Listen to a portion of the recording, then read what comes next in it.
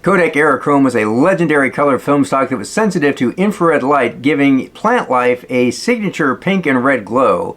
And this unique characteristic is why it was developed for military applications like camouflage detection during World War II. In the psychedelic era, when I was born, it hit the pop culture with several record album covers. The other most notable use of Kodak Aerochrome came in the form of Richard Moss's work highlighting civil unrest in the Congo over a decade ago. This being such a niche film, it's probably not too surprising that sadly it was discontinued in 2009. Recently though, there's been a little resurgence in interest in this film due to its use by a couple of popular photographers here on YouTube, Jason from Grainy Days and Caleb from Bad Flashes. Jason even vowed to drink flaming hot Mountain Dew every day until Kodak brought this film back. Sadly, Kodak has announced no such plans. Now, you can occasionally still find the odd roll of Aerochrome on eBay, but anything you find is going to be long expired and cost hundreds of dollars. That's a pretty expensive roll of the dice, so I think it's safe to say that the days of Kodak Aerochrome are largely behind us. But there is a film on the market that will give you a look that's kind of similar to Aerochrome, and that is Modified Film. Modified Film is named after NASCAR's oldest division. It starts life as Lomochrome Purple Film that Modified's founder Jeremy has modified to look a little more like Aerochrome. Full disclosure, I don't know what he did to this film. I just know he experimented a lot before he came up with the final process and product. Now, to get the most Aerochrome look out of this film, there are a few things you need to know. Number one, this is not true infrared film, so it's not going to give you the same effects as a true color infrared film would. Number two, like some other films, the ISO you shoot it at will make a difference in your results. If you shoot it at 100, it'll give you more of a pink tone. If you shoot it at ISO 200, you'll get more of a red vibe. I shot mine at 160 in my Canon Rebel Ti. Number three, it's recommended that you shoot this film in direct sunlight to get the best results.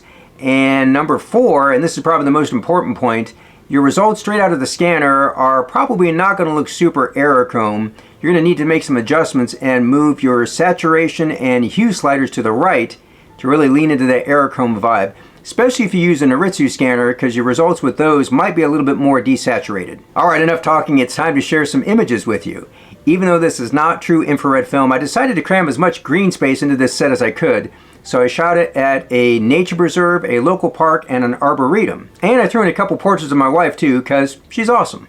Stick around after the images and I'll tell you how you can get your hands on this film too.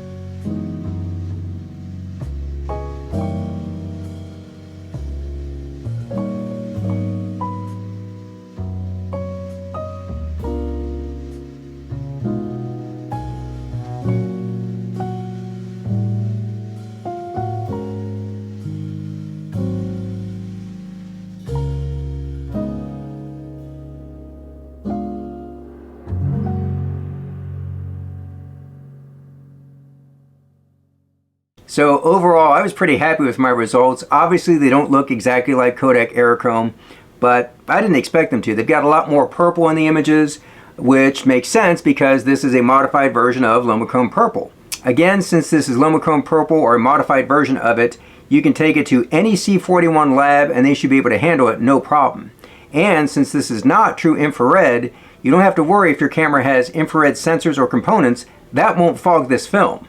If you want to pick up some of this film for yourself, you can check out Modified Film on Instagram or the Modified Film store on Etsy, and I've got links to both of those in the description. This film has been offered in 35mm and 120, although Modified is not a big corporation, so they do sometimes sell out. At the time I'm recording this, they are sold out of 120, but they do have a 36 exposure roll of 35mm available for $20.99. If they are sold out and you want to find out when they're going to restock, probably the best way to keep in touch is to join their email list, which you can find on their Instagram. If you want to find out about more fun films like this one, make sure you subscribe to the channel where I now have over 350 free videos all about film photography with many more to come.